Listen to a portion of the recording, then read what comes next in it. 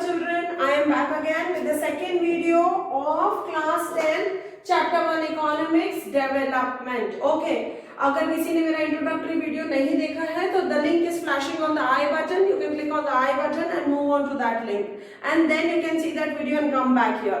Okay, अब हमने क्या पढ़ा? हमने ये पढ़ा कि डेवलपमेंट मिक्स ऑफ गोल्स है, यानी दो तरीके के गोल्स है उसके अंदर. एक होता है मॉनेटरी गोल, यानी जहां सिर्फ हमको मनी मनी मनी मनी दिखता है, and the second goal that we are talking about is called as security, safety and हमारी रिस्पेक्ट दिखती है. राइट? ओके, अब हम आगे जाते हैं. हम अभी इतनी देर we are only talking about ourself. We are turning out to be very selfish, बहुत ज्यादा सेल्फिश होके we are just talking about ourself कि हमारा डेवलपमेंटल गोल, हमारा गोल क्या है, हम डेवलपमेंट कैसे करेंगे, क्लास 10 के बच्चों का डेवलपमेंट क्या है. Now we it is time to think about our country. Okay, now when we think about our country, तो हमने हमेशा we all have read about two concepts when we are talking about country, कि हम country को हम जब भी बात करते हैं तो हम हमेशा यूएसए का नाम आता है ना, तो हम कहते हैं अरे वो तो डेवलप्ड कंट्री है ना. एंड जब भी हमारे पास इंडिया का नाम आता है तो हम हमेशा ये कहते हैं कि इंडिया जो है वो डेवलपिंग कंट्री है ना. लेकिन हमें तो नहीं पता ये कैसे क्लासिफाई होती है, या इनको हम कैसे ये रैंक दे देते हैं कि ये डेवलप्ड है या डेवलपिंग है. ये कैसे पता चलता है हमको? We get to know through the income of these countries. यानी जब भी हम कंट्रीज को क्लासिफाई करते हैं on the basis of development, we classify them on the basis of their income. यानी अगर कोई कंट्री डेवलप्ड कहला रही है, that means the country is extremely rich, बहुत सारी इनकम है. एंड अगर कोई कंट्री डेवलपिंग कहला रही है तो दैट मीन्स उसके पास इनकम थोड़ी सी कम है. That means India has to buck up very hard to compare itself with USA. Yes और नो? अब What is country's income? जब हम country's income की बात करते हैं तो कंट्री की इनकम कहां से आएगी? कंट्री खुद तो कमाती है नहीं ना. तो country's income is equals to total income of the people. यानी जो total income of the people living in the country is called as the country's income. यानी अगर मैं इंडिया की इनकम की बात करूं तो मैं ये बोल सकती हूँ कि जितने भी लोग इंडिया के अंदर रहते हैं उन सब की इनकम का टोटल जो है वो कंट्री की इनकम होता है. लेकिन एक्चुअली क्या होता है कि हम कंट्री की इनकम को डायरेक्ट उसकी टोटल इनकम से कंपेयर नहीं करते. We always tend to take out the average income of the country. Now what is average income? That means it is the average income of a person in a year. अब average income country income को हटा के अगर मैं यहाँ लिख दूं कि एवरेज इनकम है, तो एवरेज इनकम निकलती कैसे ma'am? How do you take out average income? Average income का बहुत सिंपल सा फॉर्मूला है and it is very important. That means the total income of the people living in the country upon the number of people.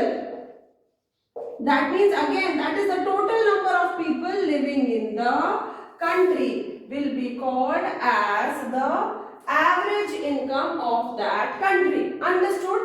That means एक country के अंदर total लोगों की कितनी इनकम है और कितने लोग रहते हैं, अगर हम उसको डिवाइड करेंगे तो हमको मिल जाएगी एवरेज इनकम. और एवरेज इनकम का दूसरा नेम होता है पर कैपिटा इनकम. ठीक है? एवरेज इनकम का दूसरा नेम होता है पर कैपिटा इनकम. अब समझ में आया कि यूएसए को डेवलप्ड क्यों कहा जाता है, डेवलपिंग क्यों कहा जाता है? अगर किसी का पर कैपिटा इनकम हाई है, और ऐसा नहीं है कि कितना हाई, कितना भी हाई नहीं हो सकता है, there is a limit that has been set. उस लिमिट के, उस रैंक के अंदर अगर आप आ रहे हो अपनी इनकम के साथ, कौन सी इनकम? एवरेज इनकम के साथ, then you will be called as a developed country. And if you are not touching that rank of the average income which is mentioned for a developed country, then you are either a developing country or you are either a low income countries. Okay? आई बात समझ में कि average income कैसे calculate करना है? This is the formula of average income. अब देखो कैसे कंट्रीज को डिवाइड किया जाता है on the basis of average income. अब अगर मैं पूछूं कि यूएसए की इनकम इतनी कितनी है कि उसको डेवलप्ड कंट्री कहा जाता है, so there is a ranking that has been given, there is a actually जैसे हमारा रिपोर्ट कार्ड होता है तो हमें पता है कि अगर हमें 90 प्लस मार्क्स मिले तो ए ग्रेड मिलेगा, ऐसे ही average income has also got a grading system. That means a country which is earning US dollar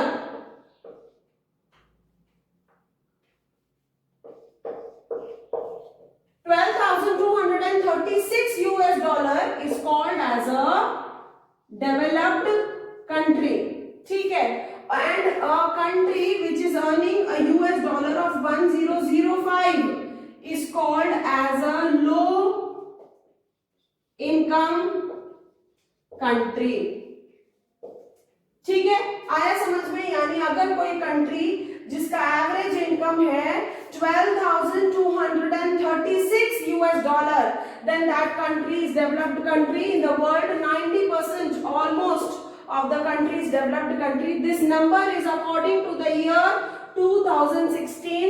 There can be a change in the number in your textbook, so please change it according to the year 2016. I am telling you this number. And for categorizing low income country, a country should have an income this much or less than this according to the year 2016. अब इसमें developing country का तो income लिखा ही नहीं है, तो developing country का income क्या होता है?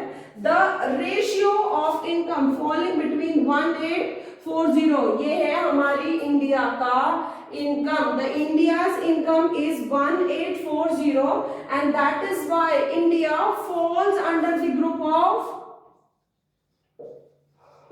लो middle income countries.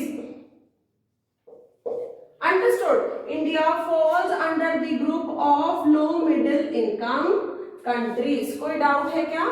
What is average income? Average income is a method of measuring development among various countries. यानी अगर हम कई कंट्रीज को कंपेयर करते हैं कि कौन सी अच्छी और कौन सी बुरी है, that is through average income. Average income का फॉर्मूला क्या होगा? Total income of the country upon total people living in that country, ठीक है।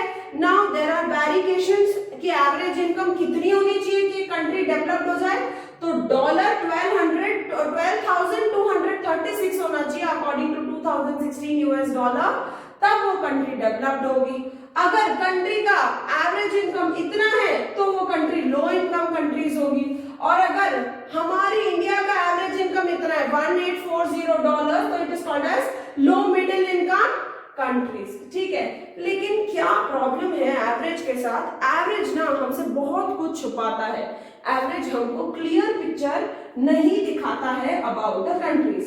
अब ऐसा कैसे मैम? आप ही ने तो कहा कि एवरेज कंट्रीज को कंपेयर करने का, कंट्रीज को कंपेयर करने का बेस्ट तरीका ही एवरेज इनकम है, और फिर अब आप कह रहे हो कि एवरेज इनकम कुछ छुपाता है। तो आओ मैं एग्जांपल देती हूँ कैसे छुपाता है। You just see the example and you will be able to understand. Let us take two country, एक कंट्री ले लो ए और एक कंट्री ले लो बी, ठीक है। आ गई बात समझ में? अब इस कंट्री में मान लो there are many people living, ठीक है, और जो सबकी इनकम है वो रेंज कर रही है ₹5000 से ₹7000 के बीच में, ठीक है। There are so many people living और सबकी इनकम जो है वो इसी के बीच में रेंज कर रही है, ठीक है। और इस कंट्री का एवरेज आ रहा है ₹500, ठीक है। आ गई बात समझ में? कोई डाउट है? अब कंट्री बी की बात करते हैं। कंट्री बी के अंदर मैक्सिमम लोगों की इनकम है ₹100, ठीक है। आई बात समझ में? और जो कुछ ग्रुप है उनकी इनकम है ₹1000, ठीक है। तो that means some of the people here there is ₹5000 to 7000 and there they have ₹1000, और चलो इसको ले लेते हैं थोड़ा सा बड़ा अमाउंट, ₹4000 कर लेते हैं, ठीक है। लेकिन इस कंट्री का जो एवरेज आ रहा है वो भी आ रहा है ₹500, ठीक है।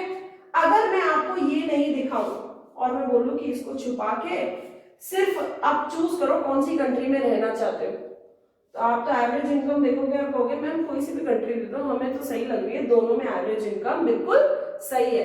लेकिन जैसे ही मैं हाथ हटा के आपको दिखाऊं कि यहाँ पे लोगों का जो इनकम है और जो रिसोर्सेस है दैट आर इक्वली डिस्ट्रीब्यूटेड,